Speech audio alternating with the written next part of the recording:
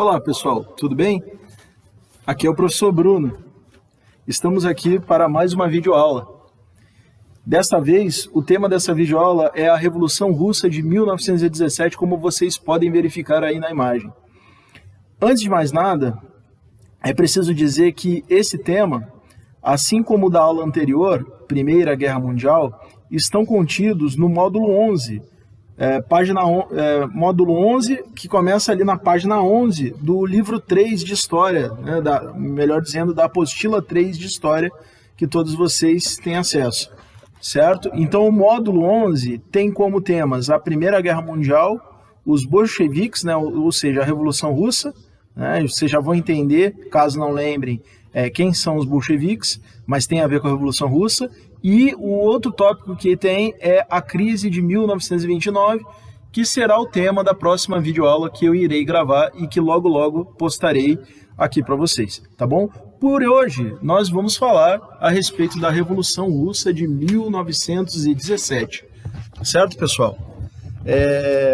Antes de eu, inclusive, iniciar a fala sobre a Revolução Russa, eu lembrei, alguns dias depois de ter gravado a videoaula sobre a Primeira Guerra Mundial, eu lembrei que um dos fenômenos, né, que se manifestaram ao final da Primeira Guerra Mundial e que foi praticamente coincidente com a Revolução Russa, foi praticamente, né, na mesma época da Revolução Russa, lá para o final da Primeira Guerra Mundial, foi a gripe espanhola, né, já que estamos em voga aí com uma pandemia, né, que não é exatamente, né, de um vírus influenza, né, como foi na gripe espanhola, né, no caso da gripe espanhola, mas, em todo caso, né, de todo modo, né, foi um evento muito semelhante ao que atualmente nós estamos vivendo, né, porque se deu num contexto diferente do atual, né, num contexto de guerra, né, mas foi um vírus que se espalhou por todo mundo, né, e que, na verdade, ganhou o nome de gripe espanhola porque se acreditou durante algum tempo que o vírus começou na Espanha, mas, na verdade, ele teve início nos Estados Unidos, né? E também era uma gripe aviária, né? Como essa gripe, como vocês já devem estar informados, essa gripe ela é uma influenza, né? Consequentemente, ela é parente do H1N1, né? É um tipo de H1N1, né? De 100 anos atrás, né? E matou milhões de pessoas no mundo todo, né? Pessoas ficaram acamadas, teve consequências econômico-financeiras tão drásticas quanto a crise atual que nós estamos vivendo. Então eu acho que é interessante vocês lerem, se informarem sobre a gripe espanhola, porque ela pode ser tema de alguma questão, né? Até mesmo uma questão aberta, né? De uma questão dissertativa, né, talvez seja interessante vocês darem uma pesquisada sobre, né? Mas sim, né, também, além da Revolução Russa de 1917, no final da Primeira Guerra Mundial também, né, nós temos a manifestação da chamada gripe espanhola, que se iniciou ali por 1918 e se estendeu até 1920, mais ou menos, né, em 3 ondas, como, né, atualmente algumas pessoas apontam que vai acontecer com a pandemia, né? Que a pandemia ela teve uma primeira onda, pode ser que ela tenha mais ondas de devastação também pela frente, certo, gente? De qualquer modo, fica a minha sugestão, tá? De pesquisa, de busca de informações, e eu mesmo vou divulgar através do nosso AVA, algum material para que vocês possam se informar mais sobre a gripe espanhola de 1918, 1919 1920, certo? Bom, o tema de hoje, como eu ia dizendo, é Revolução Russa de 1917, subtítulo: O fim do czarismo e a implantação do Estado Socialista. Vamos lá. Quais são os fatores da Revolução Russa? Primeiro, eu digo que a Rússia era um país muito parecido com o Brasil. Em que sentido? No sentido de que, né, nós temos aí esses 2 dados que são muito interessantes, né? 80% da população russa era rural. Mesma coisa, na mesma época, 80% da população brasileira era rural. E 90% era analfabeta. O Brasil estava por aí também, tá? Ali por volta de 1917. Vamos lá. Em meados do século XIX, o Império Russo ainda era um país com características feudais e absolutistas. Isso a gente aprende, né, que esses conceitos eles são contrários, né? O feudalismo ele foi sucedido pelo absolutismo e, em certa medida, o absolutismo ele acabou com o feudalismo, certo? Isso é verdade. Mas o que eu quero dizer com isso? O que eu quero dizer é que é o seguinte: na Rússia ainda predominava aquela estrutura social, né, em que você tem grandes proprietários de terra que, né, são proprietários de terra por herança, né, por um estado social, por pertencer à nobreza. Eles dominam, né, esses camponeses. Aliás, a servidão na Rússia, que é uma característica feudal, ela foi abolida na década de 1860. Tá? Eu ia dizer 1867, mas acho que 1867 foi quando a Rússia vendeu o Alasca para os Estados Unidos, tá? Mas foi na década de 1860 ali, pode ter sido 61, 62, 63, tá bom? Mas não interessa, né? O que importa é que gente, pensa o seguinte: na década de 1860 a servidão foi abolida, a Revolução é de 1917, quanto tempo? Né? São mais ou menos 50 anos entre a abolição da servidão e a Revolução Russa. Ou seja, as marcas feudais ainda estavam presentes e muito presentes na sociedade russa. E absolutista porque o czarismo era um regime absolutista. Diria até, ele era mais intenso do que o absolutismo europeu que vigorou até o século XVIII, né? Porque ele era autocrático, né? O imperador ele era um ser considerado divino, ainda em pleno 1917, ou seja, pouco mais de 100 anos atrás, havia na Rússia alguém que governava a Rússia baseado, né, no argumento de que o seu poder era de origem divina, certo? Então, por isso é um regime autocrático, era um regime concentrado, as decisões eram concentradas praticamente nas mãos de uma única pessoa. Né? Claro que ele partilhava o poder com nobres, né? Até mesmo com a burguesia, os burgueses mais ricos da Rússia, tá? Mas de uma forma geral, né, as ordens, né, emanavam de uma única pessoa. Tá? O imperador, que no caso, né, da Rússia de 1917, se chamava Nicolau II, da família Romanov. Família Romanov que governou o Império Russo desde o século XVII, desde 1600 e alguma coisa até 1917, quando a monarquia caiu, certo?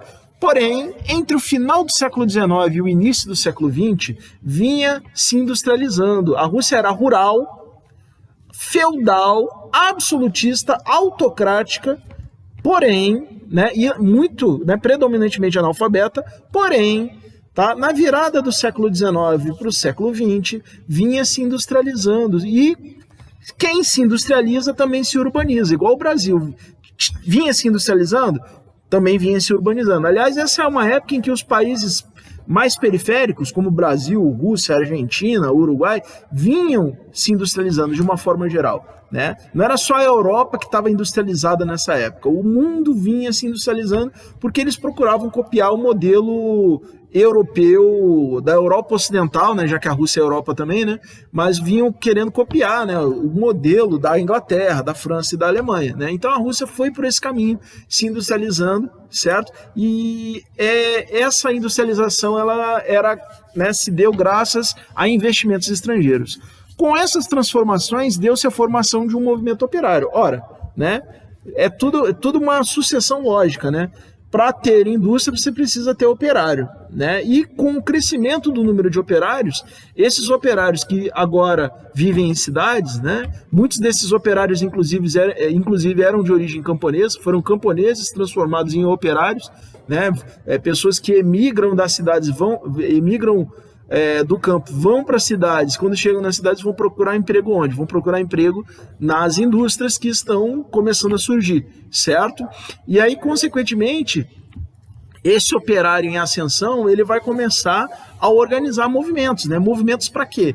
Para buscar alguns direitos, né? Direito, por exemplo, de trabalhar, sei lá, de redução da jornada de trabalho, trabalhar menos, né? Ganhar um pouco mais. O que mais? porque o homem sofria uma concorrência desleal da mulher e da criança, né? Por quê? Porque mão de obra feminina e infantil é muito mais barato que a mão de obra masculina. Então, vão começar a reivindicar direitos, né? Direitos trabalhistas, direitos a férias, né? Esse tipo de coisa, né? Ou o direito de não ser tão explorado quanto eles eram, né? E as condições de exploração do trabalho operário eram extremas, né? Nessa Rússia aí do início do século XX e também do final do século XIX, ok? Vamos lá. Esse movimento operário, é claro, né? Ele ganhou muita expressão através da teoria, porque é o seguinte, você para articular um pensamento, é importante ter uma teoria. Para você articular um pensamento de maneira coerente, é importante ter uma teoria. E quem se prestava a defender a causa operária, a causa dos trabalhadores, eram os pensadores da chamada esquerda, né? Ou da extrema esquerda, como é o caso do anarquismo, que queria a abolição total do Estado imediatamente, ou, né, os seguidores de Karl Marx e Friedrich Engels, que, né, acabaram ganhando o nome de marxistas, né, porque eles desenvolveram uma teoria, tá, de tomada do poder pelos trabalhadores para criar uma sociedade socialista que depois levaria ao comunismo, que seria a abolição total do Estado. Aliás, essa é a principal diferença entre os anarquistas e os comunistas ou marxistas, certo? Então, esses movimentos intelectuais, eles vão dar expressão ao movimento operário, né? Então, muitos líderes operários, muitos líderes comunistas, muitos líderes anarquistas vão buscar a sua expressão intelectual em Bakunin. Tem um francês anarquista chamado também Proudhon, eu poderia ter colocado o nome dele aí, esqueci, tá? E o Friedrich Engels e o Karl Marx, entre outros, tá? Existem outros teóricos também, ok? Em meio a esse contexto, a monarquia russa envolveu-se em uma série de conflitos externos que resultaram no seu declínio, né? Aí é que tá, a Rússia era um país rural, assim, comparado com a Europa Ocidental, um país atrasado, mas era um país que fazia parte do chamado Grande Concerto das Nações, tá? Ou seja, disputava, né? Tentava disputar pelo menos com Inglaterra, com França, com a Alemanha, com o Império Austro-Húngaro, tá certo? Com o Império Turco-Otomano. Aliás, a Rússia, ela se envolveu numa guerra contra a França e a Inglaterra algum tempo antes, né? Que foi a Guerra da Crimeia, certo?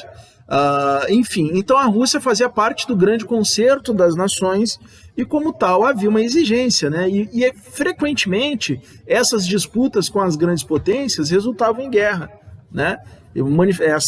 Demonstração de força, certo? Então a Rússia estava meio que nessa aí, ok? Vamos lá. No início do século XX ganhou a expressão movimento operário russo. Por quê? Porque simplesmente cresceu quantitativamente o número de operários, certo? Então aí esses operários, já que eles vão se ver como muitos, eles vão começar a se expressar, a buscar, a reivindicar, né, e atrás da sua, né, do que era o seu interesse, ou do que eles acreditavam ser o seu interesse, ou até mesmo do que os intelectuais, né, os pensadores pensavam que era o seu interesse. Então foi um contexto em que o viés revolucionário das coisas ele ficou muito forte, certo? Então vamos lá. O reinado de Nicolau II e a crise do Império Russo. Tá? Então, durante o reinado do Nicolau II, se intensificou a urbanização e a industrialização da Rússia, como resultado de investimentos de capitais alemães, franceses, ingleses e belgas. Então, isso é uma característica também da época. Países atrasados se desenvolviam através de investimentos estrangeiros. Tá? Isso, de certa forma, não mudou até hoje, né? Até hoje o mundo funciona mais ou menos dessa forma, né? Mas naquela época isso era uma novidade. Então foi o caminho encontrado pela Rússia durante o reinado do Nicolau II de se industrializar, né? De se desenvolver, porque se percebia que o poder militar, cada vez mais, o poder militar era dependente do desenvolvimento econômico, tá? E do desenvolvimento tecnológico. Então os russos foram buscar a sua industrialização, assim como o Brasil também estava, à sua maneira, buscando industrialização. E quem investiu? capitais de todos os países, né? Por quê? Porque queriam ganhar dinheiro, né? E o que a Rússia tinha para oferecer? A Rússia tinha para oferecer petróleo, né? Foi a época da segunda revolução industrial, com o advento do automóvel, né? Com o advento, ainda se usava muito mecanismos tecnológicos à base de carvão, certo? Carvão mineral, e a Rússia era rica também em carvão mineral. Então a Rússia ela vai se tornar uma região que vai extrair petróleo e carvão, vai beneficiar esses produtos primários para revender a esses países. E o capital que vai financiar essas atividades vão ser, né, os capitais alemães, franceses, ingleses e belgas, tá? Entre outros, ok? A Rússia, né, como eu disse, né, sendo ainda um país predominantemente rural, vai se industrializar exportando petróleo, carvão e e o ferro também, como é o Brasil hoje um grande exportador de ferro, igual a Rússia, certo? Os trabalhadores urbanos viviam e trabalhavam em condições precárias, sendo submetidos a jornadas de trabalho diárias que podiam chegar a 16 horas, ou seja, eram super explorados. Nesse contexto, foi fundado o Partido Operário Social Democrata Russo, tá? Tem essa sigla aí que é impronunciável, né? O qual se apresentava como representante da classe operária russa e defendia pautas genéricas, como aumento de salário e redução do jornal de trabalho. Essa é a expressão política desse operariado que está se desenvolvendo aí na Rússia, certo? Posteriormente, esse partido, né, o Partido Social Democrata Russo, vamos chamar assim, foi dividido em duas tendências, os mencheviques e os bolcheviques. Vamos entender o que foi. Certo? Olha o cartaz do Partido Operário Social Democrata Russo, tá? Entendi tudo, né? Entendi tudo que está escrito aí. Bolcheviques e mencheviques. A divisão interna do Partido Social Democrata se deu a partir de uma discordância entre duas lideranças do partido. Foram eles, o Julius Martov, tem até o capitão Julius, né?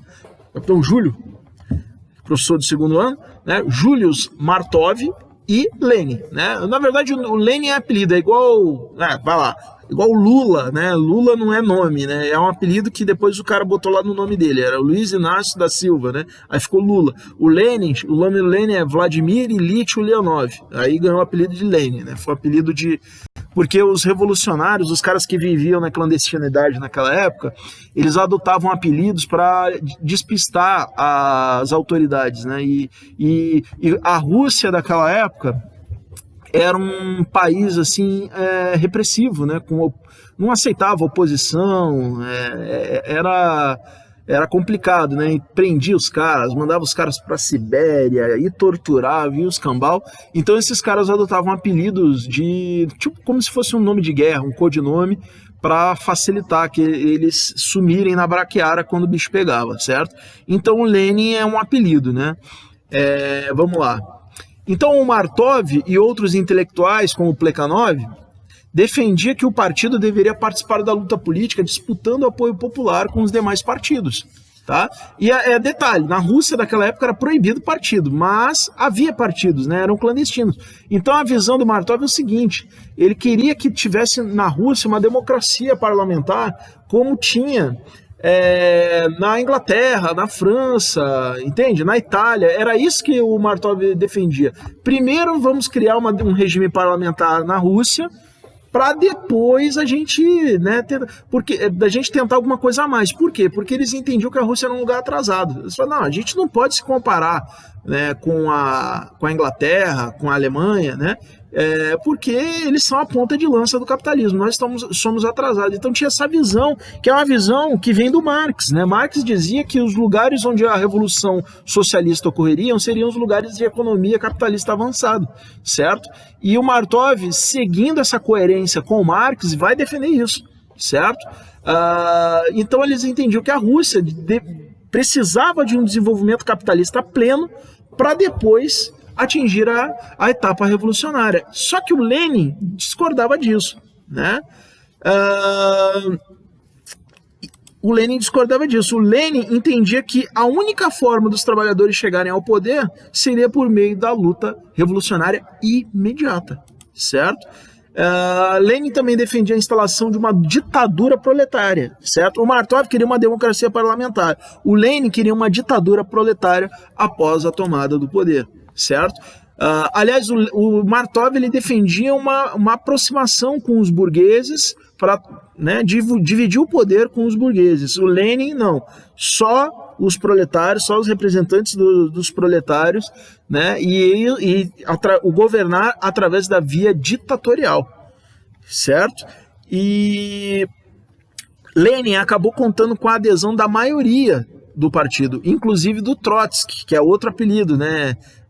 O nome do Trotsky seria Joseph Bronsny, era judeu ele, inclusive, né? Joseph Bronsny, né? E ele acabou adotando esse apelido de Trotsky, que parece que era o nome, o apelido também do diretor de uma cadeia onde o Trotsky ficou preso. Ele gostou do nome e adotou esse nome. Parece que é isso, eu não confirmo não, tá? Então, os seguidores do Lenin e depois do Trotsky ficaram sendo a maioria, e como em russo maioria se fala bolchevo, né? Ou seja, a maioria em russo se fala bolchevo, então os seguidores do Trotsky e do Lenin ficaram conhecidos como bolcheviques, certo? E como minoria em russo se fala menchevo, então os seguidores do Martov e do Plekhanov ficaram conhecidos como mencheviques. Então bolcheviques e mencheviques. É uma divisão entre os socialistas, tá? É uma divisão entre membros do Partido Social Democrata Russo, certo?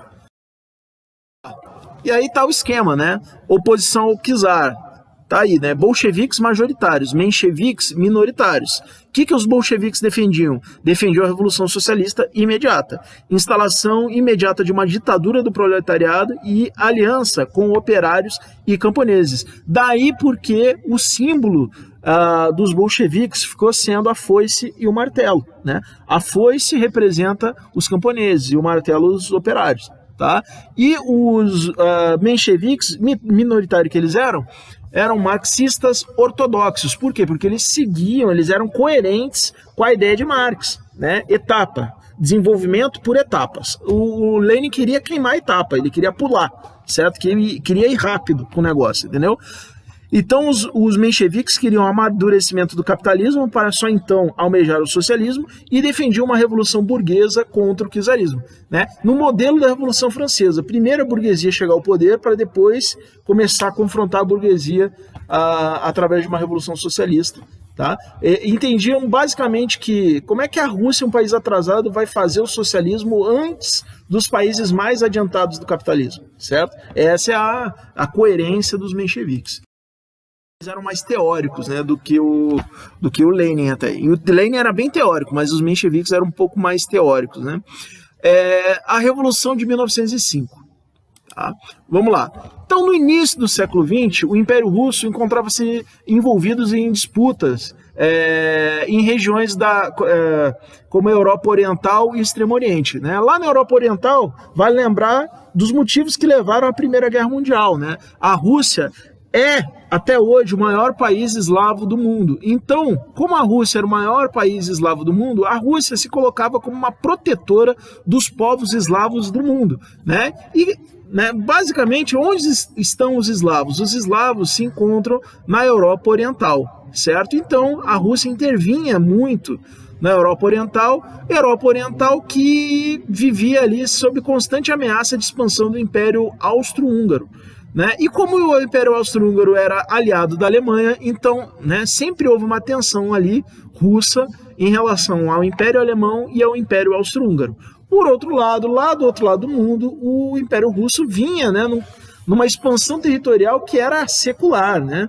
Desde o final da Idade Média, a Rússia, né, ela vinha numa expansão, né, que levou ela, inclusive, a ser o maior país do mundo, né? A Rússia chegou a ser dona do Alasca, vendeu para os Estados Unidos em 1867, certo? Pra vocês verem, né, o quão longe a Rússia foi, certo? Na sua expansão territorial. Então é isso, né? E aí, nesse contexto de expansão da Rússia na direção do Oriente, quem é que a Rússia vai encontrar? A Rússia vai encontrar um Japão né, um Japão pós-era Meiji, né, era Meiji que foi um período no final do século XIX em que o Japão cresceu, né, vertiginosamente, cresceu, se expandiu territorialmente, conquistou território, se tornou um país imperialista, né, foi o único país na história que virou o jogo, né, que era para ser um país, né, foi o primeiro, né, porque hoje em dia tem a China, né, mas o Japão era para ser um país dominado e aí eles viraram o jogo, né, começaram a copiar alguns modelos europeus, adaptaram a cultura japonesa. Quando viram, eles se tornaram um verdadeiro monstro ali no Extremo Oriente. Então o imperialismo russo se encontra com o imperialismo japonês e o resultado foi conflito, certo? Vamos lá. Vamos lá. Então, no Extremo Oriente, o Império Russo mantinha uma rivalidade com o Império Japonês, certo? Pelo domínio dos territórios e influência geopolítica na região, especialmente a chamada região da Manchúria, que é China, né? Mas é uma região rica em ferro e carvão também, certo? Então, o Japão precisava desses recursos para alimentar sua industrialização, e a Rússia queria esses recursos para exportar, né? Então, né? E a China, naquele momento, a China era um país dominado, era um país meio que espezinhado pelas potências europeias e pelo Japão, né? Para vocês terem uma ideia, o Império Chinês não tinha o controle do seu litoral era repartido, né? Foi repartido entre potências, Japão, Rússia, Alemanha, Inglaterra, França, né? Até Estados Unidos, certo? Então era repartido entre esses caras aí, certo? Pela riqueza, né, que a China tinha, né? Então o Império Russo estava querendo botar a mão no território da Manchúria, e o Japão também queria botar a mão naquele território. O Japão, que tinha, em 1895, tinha conquistado a Coreia, né? Naquela época não tinha Coreia do Sul, Coreia do Norte, era uma Coreia só. E o Japão conquistou a Coreia da China, certo? Numa guerra sino-japonesa, em China e Japão. O Japão pegou um território da China, que era a Coreia. Tá? Com o acirramento dessa rivalidade, teve início a Guerra Russo-Japonesa, né, que na verdade foi uma grande surpresa, né? Ninguém esperava, naquela época, poucas pessoas esperavam que o Japão atacasse. O Japão atacou a Rússia, mas atacou de uma forma tão esmagadora que os russos não tiveram muito o que fazer. Para vocês terem uma ideia, o Império Russo tinha duas grandes esquadras. Uma esquadra, tinha três, tá? Só que uma esquadra do Mar Negro era uma esquadra meio que isolada, né? O Mar Negro é meio fechado, ali é meio complicado, né? Mas tinha a esquadra do Báltico e a esquadra do Extremo Oriente. A esquadra do Extremo Oriente, ela foi dizimada pela marinha japonesa. Aí os russos falaram, tá bom, vamos mandar a nossa maior esquadra para acabar com vocês, japoneses. Aí eles pegaram a esquadra do Mar Báltico, lá no Mar Báltico. Mar Báltico é ali onde fica Lituânia, Letônia, Estônia, ali Finlândia, a terra ali do Papai Noel. Eles fizeram a esquadra russa sair do Mar Báltico, ir até o Oceano Atlântico, descer, né, até o sul da África, porque a Inglaterra não deixou a Rússia passar pelo Estreito de Gibraltar e nem usar o Mar Vermelho para cortar um pouco o caminho, né? Então eles tiveram que ir até o sul da África, cruzar o sul da África e passar pela Índia até chegar ao Extremo Oriente. Então eles viajaram dezenas de milhares de quilômetros. Quando eles chegaram lá, eles foram também torrados vivos, certo? A marinha japonesa deu um golpe ali que avassalou com a marinha russa. A marinha russa ficou sem navio por causa dessa guerra russo-japonesa, tá? Os japoneses então deram uma sova em regra nos russos, né? Com as sucessivas derrotas russas frente ao Japão e mais os gastos demandados por esse conflito provocaram uma grave crise econômica, né? Então a Rússia, que era um país assim com uma economia pobre, né, uma economia pouco desenvolvida, uma economia rural, a Rússia, obviamente, ela entra em crise econômica, certo? Então, com a crise, a situação de pobreza e miséria da população russa se agrava, tá? O que leva à insatisfação popular com o governo, ok? E com isso explode, né? No meio desse processo, a Rússia pede água lá para o Japão, pede arrego para o Japão, entrega um monte de território para o Japão, tá? E aí estoura a Revolução de 1905, tá? Que teve início em uma manifestação popular, tá? Dispersada a tiros e quase resultou na abdicação do Nicolau II, né? Porque os camponeses foram lá, tinha muito mito, no czarismo de que o czar era o papaizinho do povo. Então tinha uma visão muito tradicional, uma visão que era muito comum em países absolutistas, e é uma visão que vem desde a Idade Média, na verdade, né, em vários lugares da Europa, de que o rei é bonzinho, quem é ruim, quem é mau é o nobre, certo? O senhor feudal, lá, né? Enfim, o nobre. Então, o que o povo foi fazer? O povo foi pedir lá pro papaizinho, foi pedir ajuda pro papaizinho ver os problemas do povo, para tentar evitar, né, que o povo passasse fome, como estava passando por causa da guerra, né? Porque a guerra desviava, né, recursos de atividades que podiam ajudar a população para a atividade fim da guerra, né? Então o povo foi lá na frente do palácio do czar pedir, né, uma ajudinha para o imperador, já que o imperador é o papaizinho de todo mundo, é bonzinho. Só que qual foi a resposta do Nicolau II? Ele mandou fuzilar geral, certo? Ele mandou a tropa disparar para dispersar a multidão. Então esse episódio ficou sangrento, né? E ele acabou gerando, né? Acabando sendo estopim da Revolução de 1905. Ali o povo perde um pouco dessa reverência que tinha pelo imperador. O imperador era meio que uma figura sagrada na Rússia, né? Tinha tudo, né? Uma reverência, a reverência ela acaba depois de 1905.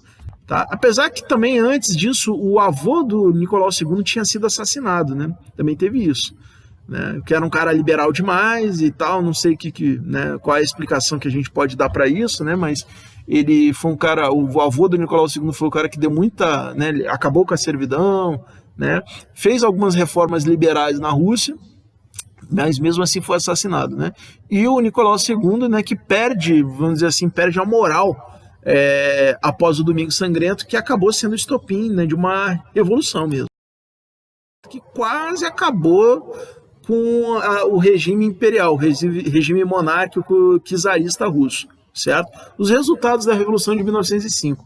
Nicolau II conseguiu abafar a Revolução de 1905 usando a força e a negociação, né? Ele usou a força, usou. Episódios como Domingo Sangrento são evidência disso. Mas ele teve que negociar, porque se ele não tivesse negociado, ele cairia. Tá? Então ele vai, por exemplo, permitir a criação de uma Duma, de um parlamento, que é uma coisa que aí, né, com um parlamento não dá mais para dizer que o rei é absolutista, que é um autocrata. Então ele aceitou ser fiscalizado por uma Duma, né? E assim, começou-se a falar, inclusive, em criar uma constituição para o império e tal. Né? Já que tem parlamento, vamos fazer uma constituição. Aí quando a monarquia ela tem constituição, aí já não é mais absolutista, já não é mais autocrática. Ela passa a ser uma monarquia parlamentarista, né? Como é no caso da Inglaterra. Então estavam tentando encaminhar as coisas nessa direção, certo? Também foram permitidos os partidos políticos, o que abriu caminho para o engajamento, tá, do Partido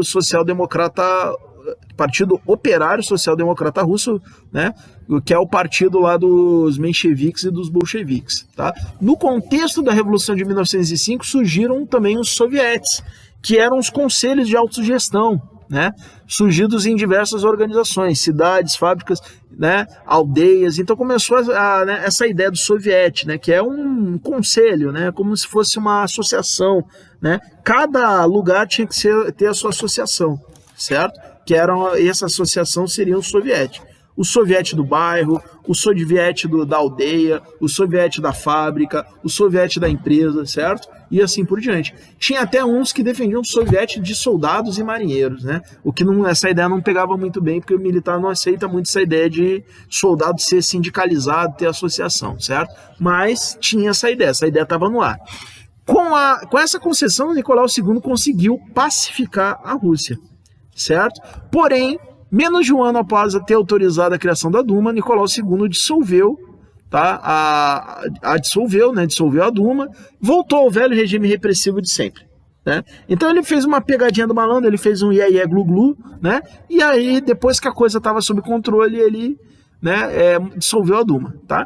Outras Dumas foram eleitas posteriormente, né? Ainda durante o regime do Nicolau II, mas essa Duma, né, ele mandou dissolver. E ele também perseguiu, né, esse pessoal mais da canhoteira, né, vamos dizer assim, esses mencheviques, bolcheviques, esse pessoal aí foi reprimido, o partido foi fechado, né, e né? Muitos, inclusive, fugiram da Rússia para não serem presos, né? Eles foram para o exterior, alguns foram parar na Inglaterra, outros na Suíça, e né, vão correr o mundo aí, para não caírem nas garras da polícia secreta russa, que era chamada Tcheca na época.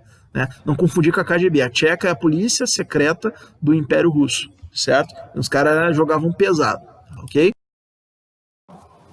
Um dos episódios da Revolução Russa de 1905 foi a revolta do encouraçado Potemkin, né? Em que os marinheiros, né, dentro dessa ideia, né, de terem um soviético para reivindicar, não aceitar isso, aquilo, né, teve a revolta do encouraçado Potemkin, que lembra também a nossa revolta da Chibata, que eu já, né, descrevi aí em outra aula, certo? Isso aí, gente, não fique achando que é a cena real, não, tá? É cena de um filme chamado a Revolta do Encouraçado Potemkin, tá? É um filme de um cineasta soviético chamado Sergei Eisenstein, né? Porque essa revolta, ela meio que foi a precursora, né, do que foi efetivamente a Revolução Russa, né? Os revolucionários, gente, se deram conta de que sem acabar com a lealdade do exército e da marinha, eles não iriam considerar derrubar o czarismo. Certo?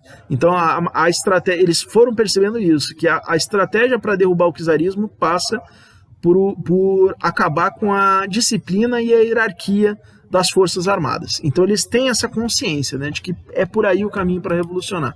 Né? E aí esse episódio da revolta do encouraçado Potemkin deixou isso muito claro, porque os marinheiros, os praças, foram contra os oficiais, né, da embarcação. Né? Então o Sergei Eisenstein, ele vai gravar esse filme já na era soviética, pós-revolução russa, mostrando isso, né? E apresentando os marinheiros como heróis, obviamente, porque eles eram a favor de uma revolução. Isso aí é tudo cena de filme, tá, gente? Não se enganem. Com a derrota na Revolução de 1905, vários líderes bolcheviques tiveram que ir para o exílio, né? Trotsky e Lenin, principalmente, ok? Até os mencheviques também tiveram que fugir, tá? Foi meio que democrático, tá? É que os personagens principais da nossa história aqui, da Revolução Russa, são Trotsky e Lenin. Foram eles que venceram, né? A entrada da Rússia na Primeira Guerra Mundial. Vamos lá. Mesmo tendo sido derrotado pelo Japão, o Império Russo se aliou à Tríplice Entente, estando profundamente envolvido nas disputas e conflitos em torno da região dos Balcãs. Certo? Mesmo assim, mesmo o Império Russo tendo levado uma lavada do Japão, que foi a primeira vez que um país não europeu venceu um país europeu, né? Isso ficou muito marcado, né? E mesmo assim, o Império Russo vai entrar na Tríplice Entente, né? Ou seja, naquela aliança entre Inglaterra, França e Rússia, certo? Contra o Império Alemão. O inimigo era o Império Alemão, o Império Austríaco e a Itália, né? O Império Russo era a maior nação eslava do mundo, né? E como tal tinha um papel de liderança no movimento pan-eslavista, né? Ela era considerada a protetora dos povos eslavos e a maioria dos povos eslavos estavam então nos Balcãs. Assim, quando a Sérvia foi invadida pelo Império Austro-Húngaro, a Rússia se mobilizou militarmente contra ela e contra o Império Alemão, né? E aí o Império Alemão, né? Preciso lembrar, né? O Império Alemão viu isso aí e falou, não, opa, vamos fazer o nosso plano Chilifon lá, que era, né, invadir a França, detonar a França e depois se voltar contra a Rússia, né, que era considerado mais fraca. E aí, seguindo as ideias desse plano, o Império Alemão vai declarar guerra à França e guerra ao Império Russo. Aí vai virar um movimento como se fosse aquela estradinha de dominó que caindo, né? Um dominó foi derrubando o outro, e quando viu, estava todo mundo em guerra generalizada um contra o outro, ok? Contudo, os russos novamente sofreram uma série de derrotas na frente oriental. Aí é que tá, né? O Império Russo, de novo, né? Apanhou bonito. Dessa vez apanhou em alemão, tá? Alemão do Império Alemão e alemão austríaco também. Os austríacos falam alemão, né? Então, o Império Russo levou muita porrada, perdeu feio várias batalhas. A batalha mais feia para o Império Russo foi a Batalha de Tannenberg, em que até o marechal lá que comandava as forças russas, o cara viu que passou vergonha, até se suicidou. Enfim, né? O Império Russo apanhou bonito na Primeira Guerra Mundial, certo? A escalada da Rússia na Primeira Guerra Mundial só começou a ser interrompida a partir da abdicação do Nicolau II em 1917, tá? Aí deu uma parada, né? Mas eles estavam apanhando, perdendo território, certo? Sendo derrotados frequentemente.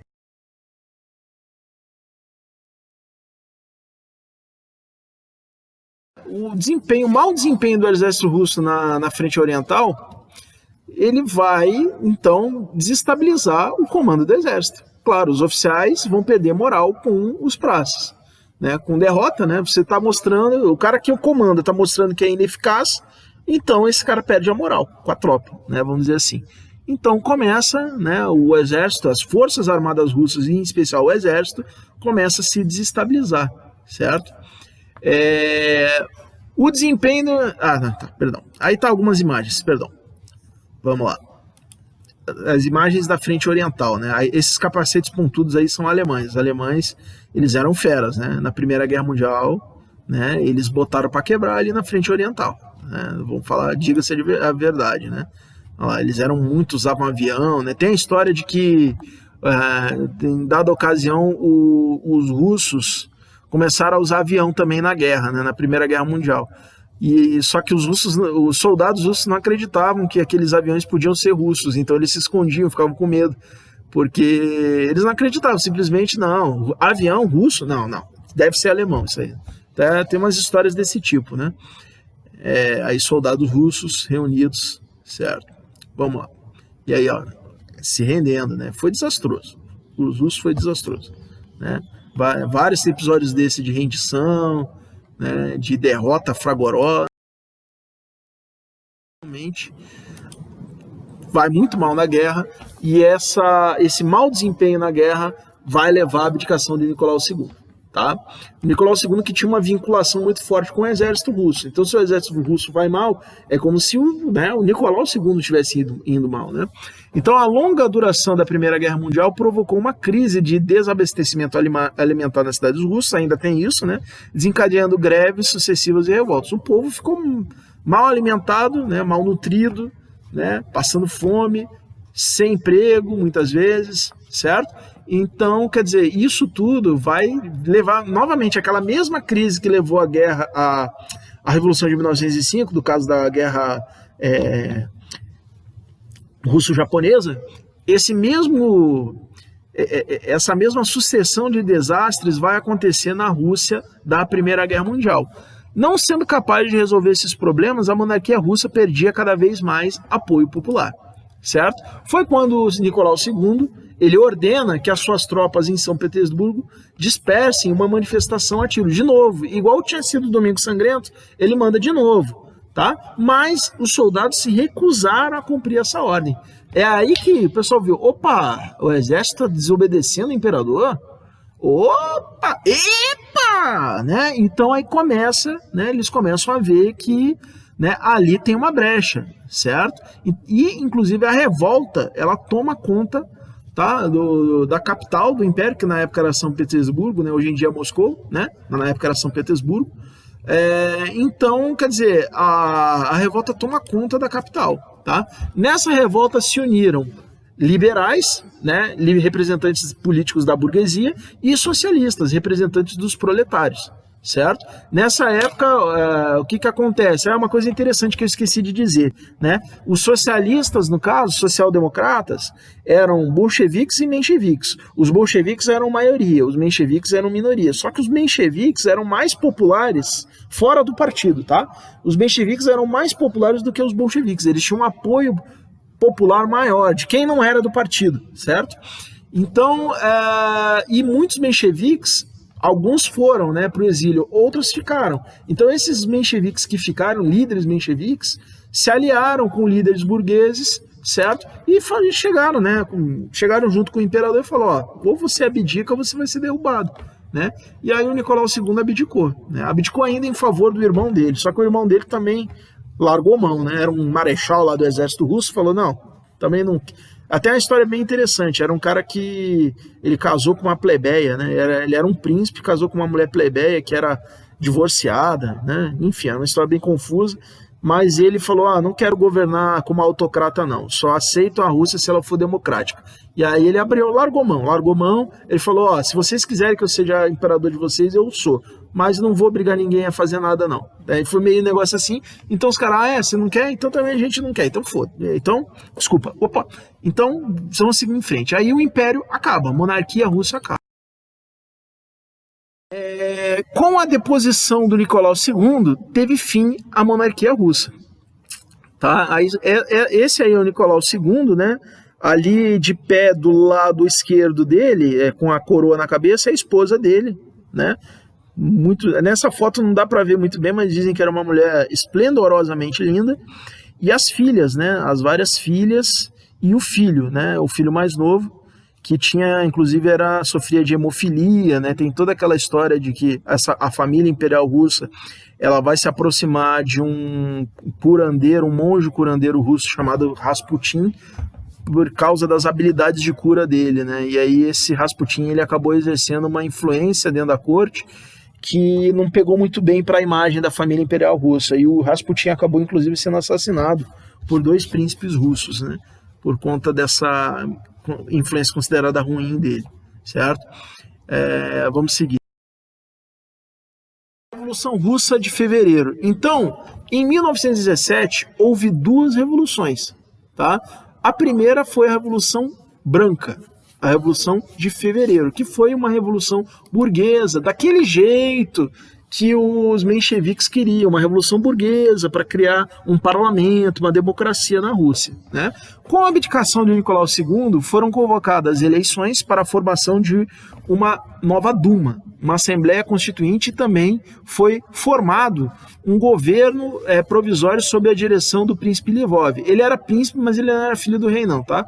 Ele era um príncipe, príncipe é igual um título de nobreza, né? Não é só o filho do rei que é príncipe não, é o príncipe Lvov, que era um latifundiário, né? Ou seja, um grande proprietário de terra, um nobre, né? Latifundiário, e tendo Alexander Kerensky, um advogado social-democrata, ou seja, menchevique, tá? Como ministro da guerra, ok? Então, quer dizer, um governo constitucional com eleições, ou seja, eles querem uma democracia, tá? Foi convocada, né, uma Assembleia Constituinte, pessoas eleitas, para irem, né, lá para a capital escrever uma constituição para a Rússia, certo? Essa que era a ideia, beleza? Isso foi em fevereiro de 1917. Esses 2 políticos instauraram um regime de caráter liberal favorável à burguesia e que pretendia respaldar o seu poder no sufrágio universal masculino, ou seja, eleições com base em todo homem tem direito a voto, tá? Essa que era a ideia. Professor, mas por que um socialista, um social-democrata vai defender isso? Ele não é representante dos operários? Sim, mas ele está seguindo a coerência dos mencheviques. Eles querem democracia com liberdade, com desenvolvimento capitalista burguês, para depois pensar em revolução socialista, certo? Então o Kerensky está seguindo essa lógica, ok?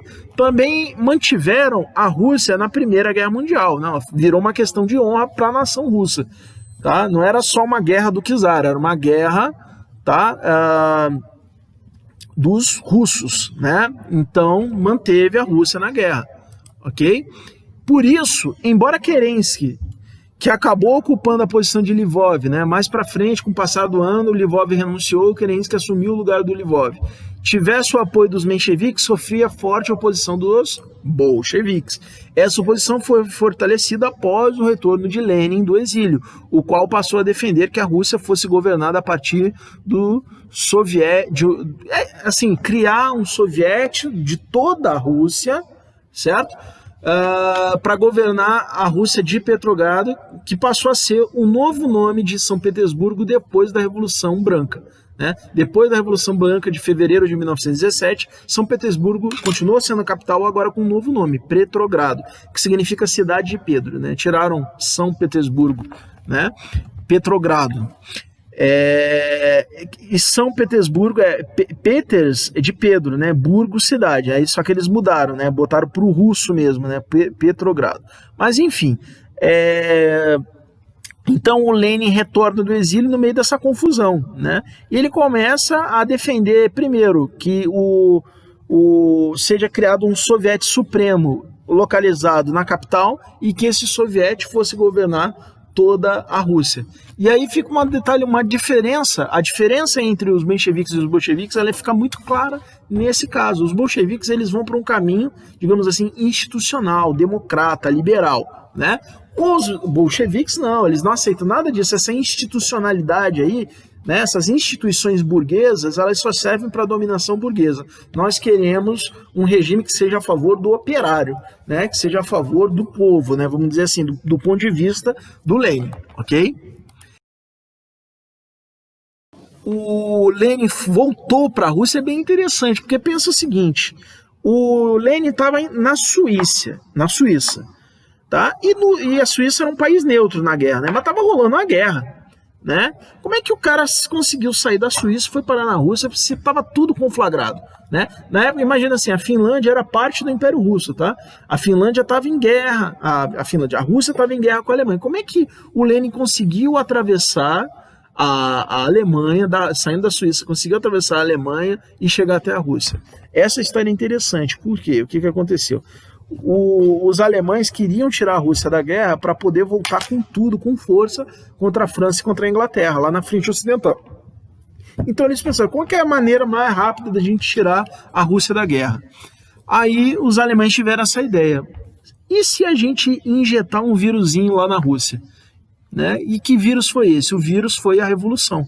Né? Então eles vão pegar os revolucionários que eram da pesada, o Lenin, o Trotsky, os outros caras lá, que seguiam eles, os bolcheviques, vão pegar esses bolcheviques e vão enfiar esses caras lá na Rússia, esses caras vão fazer bagunça lá.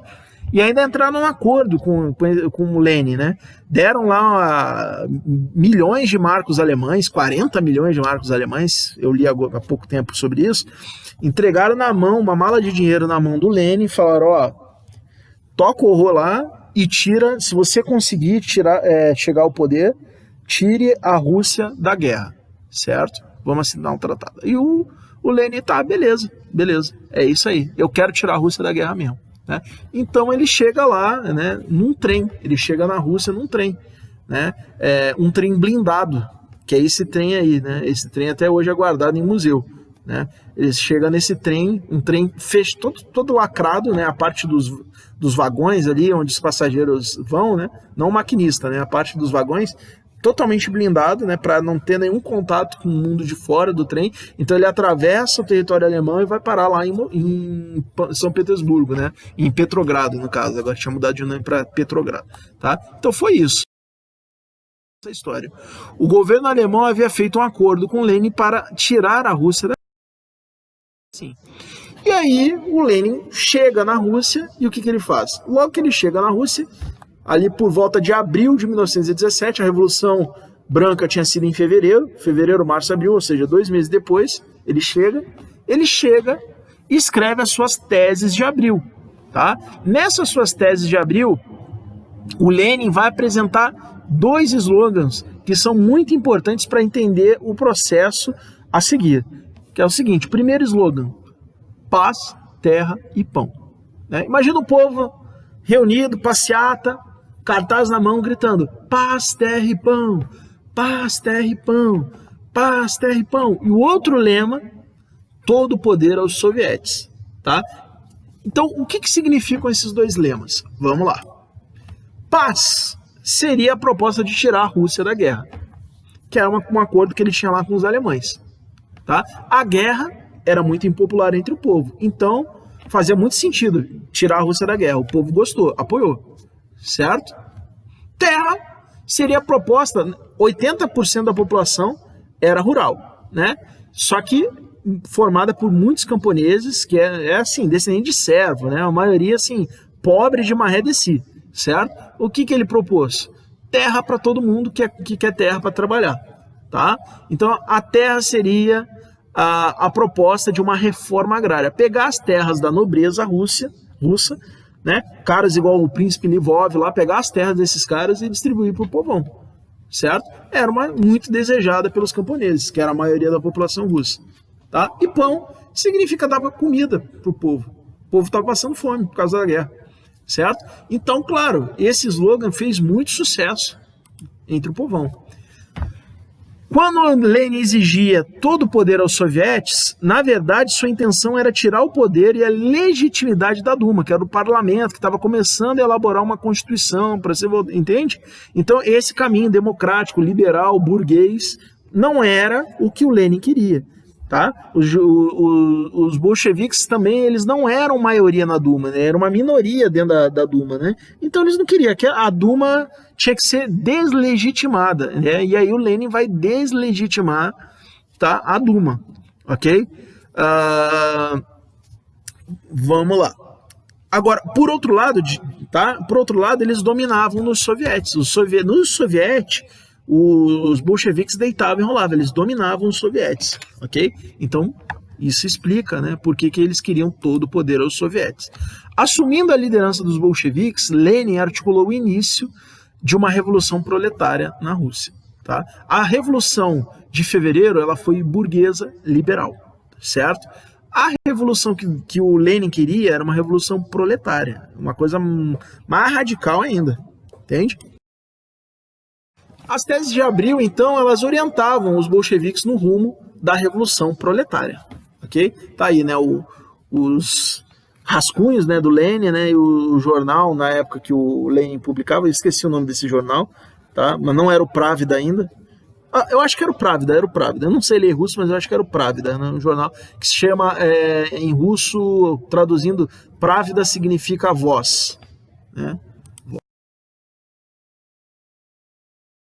A Revolução Vermelha de 1917. Tá? Em outubro de 1917, Lenin, à frente dos bolcheviques e apoiado por Trotsky e outros revolucionários, deu um golpe no governo provisório e dissolveu a Duma.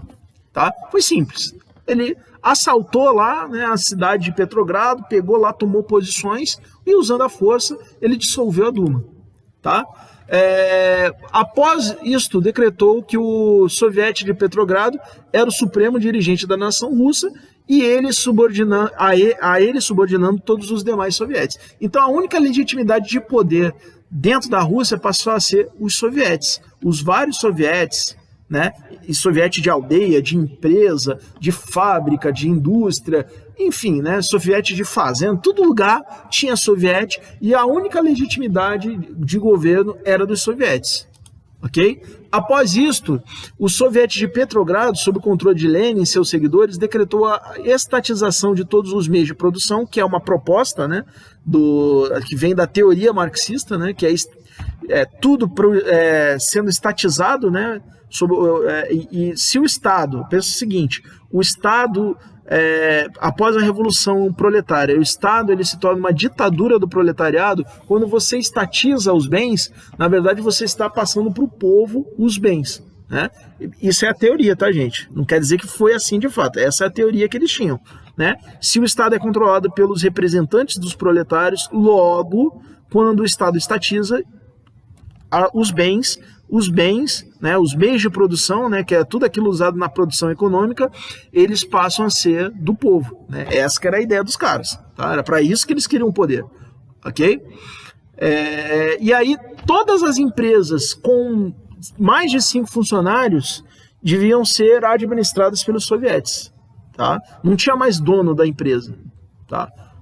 Quem geria a empresa passou a ser o conselho dos funcionários daquela empresa, não tinha mais um patrão. Essa que era a ideia dos caras, tá? Vamos lá. Também foi decretada a reforma agrária, tá? E foi assinado o Tratado de Brest-Litovsk, em que a Rússia abriu mão de territórios para a Alemanha, né? Em troca de paz. A Rússia deu território para a Alemanha e para a Áustria, tá? E aí, não, nos dê em paz que a gente dá território, né? Foi mais ou menos assim. Foi feita a reforma agrária, que era uma coisa prometida pelo Lenin, né? Vamos lembrar. Paz, terra e pão, ok? Ele foi cumprindo, né, a promessa dele.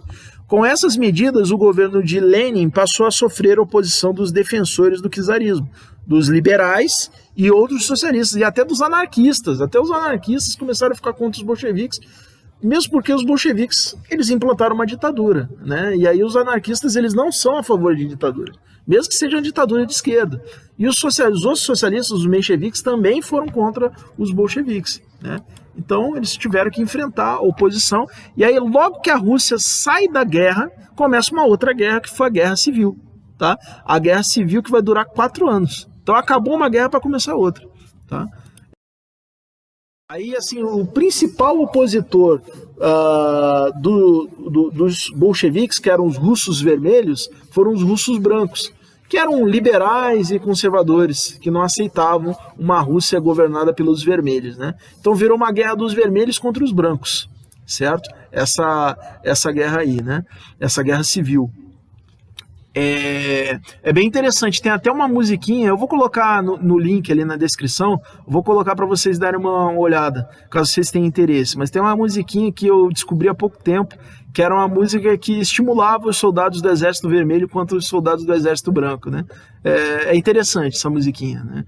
Depois se vocês quiserem dar uma olhada na letra, né? Só pelo interesse histórico mesmo. Então vejam aí, com o Tratado de Brest-Litovsk, a Rússia cedeu territórios à Áustria e à Alemanha, né? Vejam ali. É como se tivesse dado a Polônia, basicamente, né, para a Alemanha e um pedacinho da Ucrânia, né? A Ucrânia, praticamente, e a Bielorrússia para o Império Austro-Húngaro. A Bielorrússia também um pouco para a Alemanha. É mais ou menos isso. A Rússia abriu mão de vários territórios. E territórios com terras extremamente férteis, diga-se de passagem, excelentes para a agricultura. Abriu mão. Se a Alemanha e a Áustria tivessem vencido a Primeira Guerra Mundial, seria interessante ver o que poderia ter acontecido com essas terras. A vitória dos bolcheviques e a criação da União Soviética. Tá? Então a Guerra Civil, que se seguiu à Revolução Russa, foi por demais sangrenta e resultou na morte de milhões de pessoas. Já tinha morrido gente para dedéu na Primeira Guerra Mundial. Continuou morrendo gente. A Rússia, inclusive, ela sofreu intervenções de várias potências, né? Estados Unidos mandou tropa para a Rússia, Japão mandou tropa para a Rússia, tentou intervir, Inglaterra, França, todo mundo meteu, até a Alemanha mandou tropa para invadir a Polônia, que foi criada depois que a Primeira Guerra Mundial acabou. A Polônia mandou tropa, certo? Para tentar acabar com os vermelhos, mas os vermelhos venceram todo mundo, tá? Isso foi impressionante, tá? Essa vitória do Lenin na Guerra Civil, ela foi a tarefa mais difícil, ao meu ver, cumprida pelo Lenin, né? O trabalho mais difícil que ele cumpriu foi isso, foi vencer essa Guerra Civil, porque foi por um fio. Tá? Após a vitória final sobre os seus opositores em 1921, Lenin alterou o nome oficial da Rússia para a União das Repúblicas Socialistas Soviéticas, a famosa URSS, ou, né, em russo, né, a sigla fica CCCP, né, que na Copa de 58 tinha gente que dizia que era cuidado com o crioulo Pelé, só que naquela época podia falar crioulo tranquilo, né, hoje em dia é feio. Vamos lá. A União Soviética passou a ser uma ditadura proletária, né, entre aspas, né? Na verdade, proletária é entre aspas mesmo, porque quem governava era um intelectual. Lenin era um intelectual, né? Não era um proletário, não foi um cara de fábrica, né? E o sucessor dele, o Stalin, também não. Era meio que um vagabundo revolucionário, né? O Stalin. Mas dizia representar os trabalhadores, né? Então a União Soviética passa a ser uma ditadura do proletariado, né, de partido único. O único partido autorizado passou a ser o partido dos bolcheviques, que depois ficou sendo o Partido Comunista da União Soviética, onde todos os meios de produção pertenciam ao Estado, ok? O órgão máximo do Estado soviético era o Soviete Supremo, que é aquele soviete que todo o poder é o soviete que o Lenin defendia, né? Que era o poder legislativo, tá? O qual nomeava os membros do Presídium, cujo presidente executivo governava a União Soviética. Claro, o Lenin foi o presidente do Presídium até morrer, em 1924, não muito tempo depois de ter vencido a Guerra Civil. Tá? Lenin foi nomeado presidente do Presídium até sua morte em 1924. Dizem que ele tinha sífilis, né, e que ele morreu em agravamento dessa ação é uma bactéria, né, que acabou atingindo o cérebro dele e levou ele à morte, né, por derrame. No seu auge, a União Soviética era formada por 15 repúblicas governadas por sovietes, ok? Aí a bandeira, né, lembrando o martelo, a foice e o martelo, né, representa a foice os camponeses e o martelo os operários das fábricas. E aqui nós chegamos ao fim. Desculpe, mais uma aula muito longa, mas tá? É o que eu consigo fazer, tá bom? Então, gente, um abraço a todos vocês. Na próxima aula, nós vamos falar sobre a crise de 29. Tchau!